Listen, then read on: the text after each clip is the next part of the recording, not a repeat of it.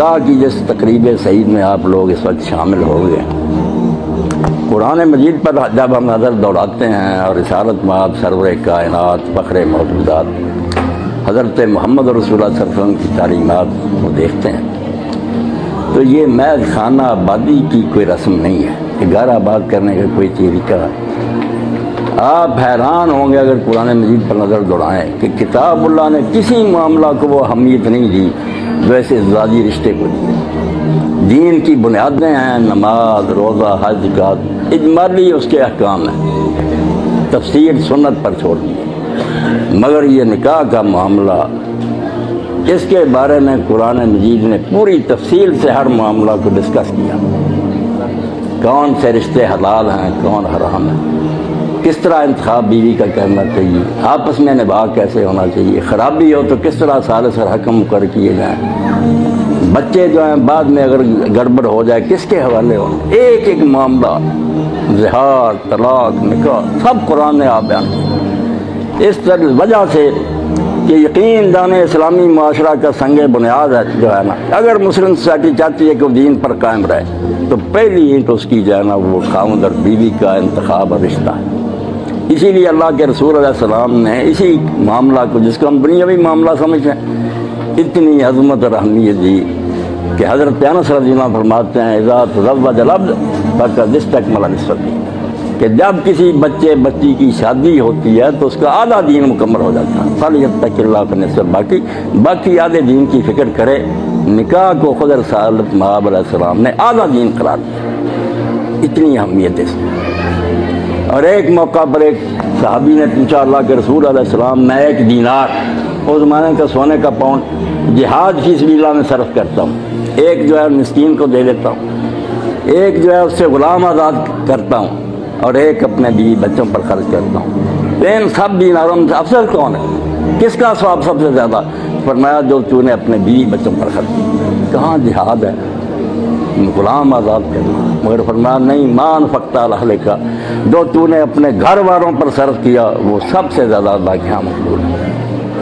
مولانا مودودی رحمۃ اللہ علیہ تفہیمات میں ایک مقام پر لکھتے ہیں کہ علماء اسلام نے نکاح کو جہاد سے افضل قرار دیا اور اس کی وجہ بیان کی کہ جہاد میں یہ لازم نہیں کہ غیر مسلم لوگ ضرور اسلام قبول کریں، ہو سکتا ہے وہ کفر پر جمے رہیں اور مقابلہ میں مارے جائیں، مگر نکاح جو ہے بغیر خون خرابے کے اس سے ایک پاکیزہ نسل پیدا ہوتی ہے۔ اللہ تعالیٰ اگر توفیق دے تو اللہ کے رسول کا نام بلند کرنے والے اپنے آپ گھر میں آ جاتے ہیں، اور اسی لیے رسول کریم علیہ السلام نے فرمایا فَإِنِّي مُكَاثِرٌ بِكُمُ الْأُمَمَ يَوْمَ الْقِيَامَةِ، تمہارے گھر میں بچہ پیدا ہوتا تو یہ صرف تمہارا معاملہ نہیں، میری خوشی کا باعث ہے، میں قیامت کے دن اپنی امت کی کثرت پر فخر کروں، خود حضور کی خوشی کا باعث ہوتا۔ اور اس لیے اللہ کے رسول علیہ السلام نے اس بارے میں اتنی وضاحتیں فرمائی کہ بچی بھی سن رہی ہے اگر وہ خاموشی اختیار کریں۔ اللہ کے پیغمبر علیہ السلام نے فرمایا کہ جو عورت اس حال میں مرے کہ اس کا خاوند اس سے خوش ہے، وہ تہجد پڑھے، عمرے کرے، حج کرے، اس کی نماز اس کے سر سے اوپر نہیں جاتی۔ یہ دنیاوی دھندا نہیں، فرمایا تیری جنت اور دوزخ۔ ام محسن آئیں، رسول اللہ نے فرمایا صلی اللہ علیہ وسلم آزاد بارے نام خاوند ہے تیرا؟ کہنے لگی ہاں یا رسول اللہ۔ فرمایا کس طرح برتاؤ کرتی ہے اس سے؟ کہنے لگی میں اپنی استطاعت کے مطابق اپنی حد تک اس کو خوش کرنے کی کوشش کرتی ہوں۔ تو نبی علیہ السلام نے فرمایا ام محسن یہی کرتی رہنا، فَإِنَّمَا جنت کا ورنہ جنت کے ورنہ، وہ انسان نہیں، انسانی شکل میں تیری جنت اور دوزخ، تمہیں جنت اور دوزخ اس وقت ملے گی جب خاوند خوش ہوگا۔ اور خاوندوں کو کہا کہ خیرکم خیرکم لأہلہ، تم میں سے اچھے مسلمان وہ شمار ہوں گے دن قیامت کے جن کا برتاؤ اپنی بیوی سے اچھا ہوگا۔ اس لیے میرے محترم ساتھیوں، بالکل ہی اس طرح کی مقدس محفل ہے جیسے جمعہ کی نماز کے لیے اجتماع ہو، اور مسجد جتنی مبارک اور مقدس ہے نا اتنی متبرک جگہ یہ ہے۔ ہم ایک عبادت کے لیے اکٹھے ہوئے جو آدھا دین ہے، مگر اس کے لیے لازم ہے کہ ہمارے ذہنوں میں اس رشتے کی اہمیت ہو۔ 2-4 آیتیں میں اپنے بچے کے لیے، بچی کے لیے اور خود اپنی یاد دہانی کے لیے پڑھتا ہوں۔ اللہ تعالیٰ نے ایک بات تو یہ یاد دلائی، جس سے میں دیکھتا ہوں بڑے ڈاکٹر حضرات آتے ہیں، PhD ہیں، بیویاں طلاق ہو گئی میرے پاس آتے ہیں۔ یہ ساری خرابی اس وجہ سے ہے کہ لوگ اپنے ذہنوں میں بٹھا لیتے ہیں کہ مجھے جو بیوی ملے نا یا خاوند ملے اس میں کوئی کمی نہیں ہونی چاہیے۔ یہ آپ یقین جانیں شرک ہے، اللہ کے سوا سکون قدوس کون ہے اب سے خالی؟ اس لیے اگر کوئی کہنا کہ بس کو درجہ کمال کو پہنچا ہوا جوڑا ملنا چاہیے، یہ توقع نہیں پوری، ساری عمر جہنم میں رہیں گے۔ اللہ فرماتا عاشروہن بالمعروف، بیویوں کے ساتھ زندگی شریف آدمی کی طرح گزارو۔ فإن کرہتموہن، اگر کسی وجہ سے تم انہیں ناپسند بھی کرتے ہو، کوئی چیز اس کی نہیں اچھی لگتی آپ کو، فعسیٰ ان تکرہوا شیئا ویجعل اللہ فیہ خیرا کثیرا، ہو سکتا ہے کہ اللہ تعالیٰ اسی میں کسی دوسری جانب سے بہت بھلائی رکھے، ایک آدھ کمی ہے تو دوسرے بہت سے نفع اس سے ہو جائیں، برداشت کرو۔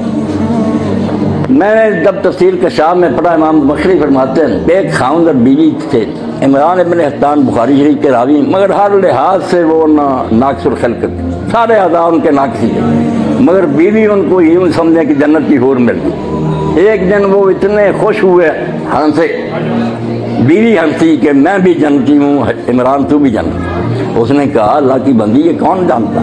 کہنے لگی نہیں، دین جو آدھا صبر ہے آدھا شکر ہے، دو ہی پرچے ہیں دین، نصف صبر ہے دین، نصف شکر ہے۔ میں نے صبر کیا کہ تیرے جیسا کھاؤں جس میں ہر ہے لوڑا لنگڑا انا، میں نے کبھی شکایت نہیں، اور تو نے شکر بڑا کیا کہ میرے جیسے آدمی کو ایسی پری مل گئی، اس لیے ہم دونوں جنتی ہیں، تو شکر کی وجہ سے میں صبر کیا۔ تو اللہ یہی فرماتا ہے کہ اگر تمہیں کسی وجہ سے ناپسند ہے اپنا زوج جوڑا تو نہ اس کو برا مناؤ، اللہ تعالیٰ اس میں کسی اور جہت سے بہت سی خیر اور نفع دیتا ہے۔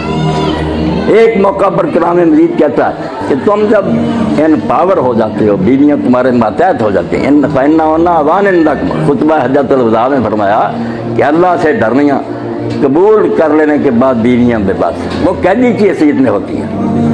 اگر تم ان سے ظلم کا رویہ اختیار کرو گے تو اللہ تعالیٰ تم سے بھی سپریم ہے، اس کی عدالت میں تم میں پیش ہوگا۔ یہ قرآن میں سورہ نساء میں اللہ فرماتا ہے فَإِنْ أَطَاعْنَاكُمْ فَلَا تَبْغُوا عَلَيْهِنَّ سَبِيلًا، اگر وہ تمہارے ساتھ اچھی طرح زندگی گزار رہی ہیں تو بہانے نہ ڈھونڈو بیویوں کو تنگ کرنے کے لیے۔ إِنَّ اللَّهَ كَانَ بِمَا تَعْمَلُونَ خَبِيرًا، جو تم کر رہے ہو اللہ اس کو دیکھ رہا ہے، اس لیے اللہ کے نام پر تم نے قبول کیا تھا اس کا خیال کرو۔ جو آیات میں نے پڑھی رسول اللہ نے پڑھی تھی ان میں آیا کہ ان اللہ کان علیکم رقیبا، کہ یہ محفل جو ہے اس میں صرف بندے گواہ نہیں، خود اللہ دیکھ رہا ہے کہ تم کس نیت سے قبول کرتے ہو۔ قولوا قولا سدیدا، خالص نیت سے کہنا قبول اور نبھانا۔ یسر لکم اعمالکم، اللہ کہتا میں گارنٹی دیتا ہوں کہ تمہاری زندگیاں سنوار دوں گا۔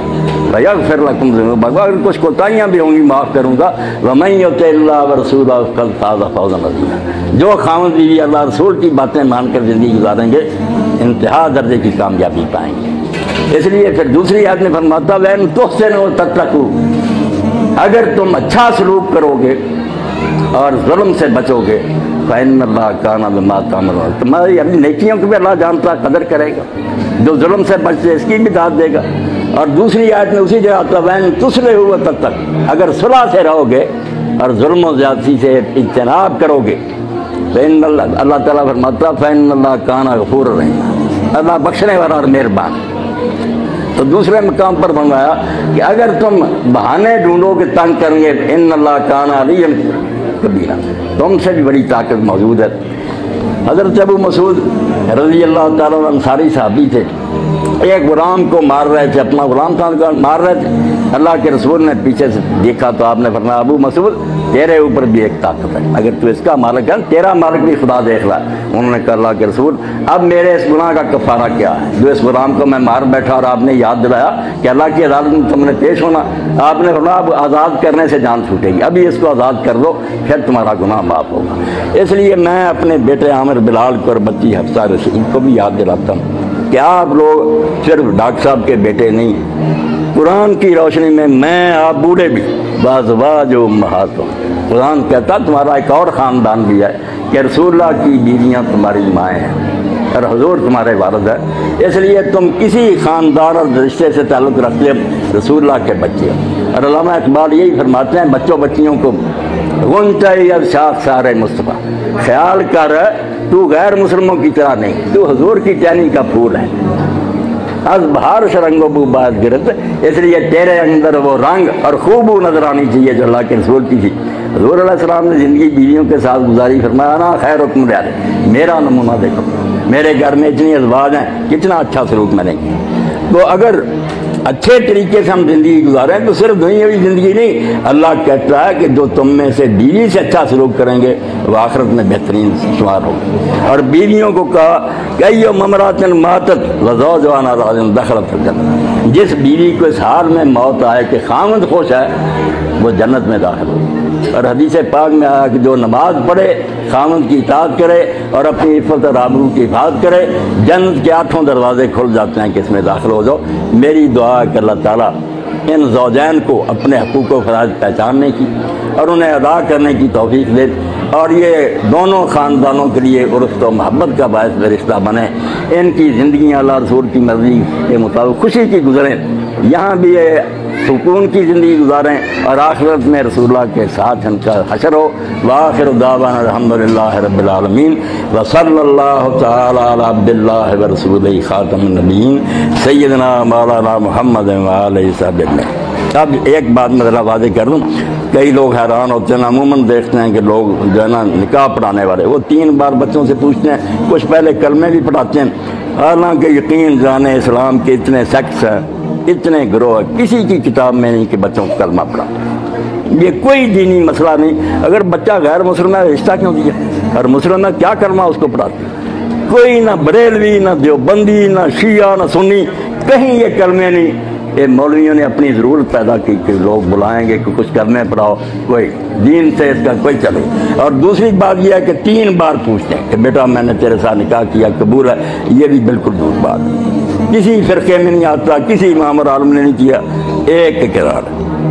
جب اسے پوچھا قبول ہے تو پہلے اقرار سے وہ پھر گیا، اس نے انکار کر دیا اس کا۔ خود مولانا مرزا خان رکھتے ہیں کہ کس دین میں آ کے 3 بار پوچھو، تو کچھ باتیں خواہ مخواہ کی بنی ہوئی ہیں۔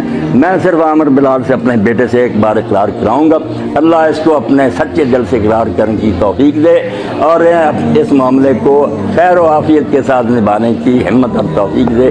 یہ رشتہ ان کے لیے مبارک ہو، پھر انشاءاللہ دعا کریں۔ بیٹا عامر بلال، میں نے آپ کا نکاح ڈاکٹر شیرم صاحب کی بیٹی حفصہ رشید کے ساتھ 10,000 روپے حق مہر مقرر کر کے جو معجل ادا کر لیا گیا، ان گواہوں کی موجودگی میں کر دیا۔ آپ نے یہ نکاح قبول کیا؟ جی ذرا کہہ دیں قبول؟ جی قبول۔ بس دعا فرمائے، مہربانی کرے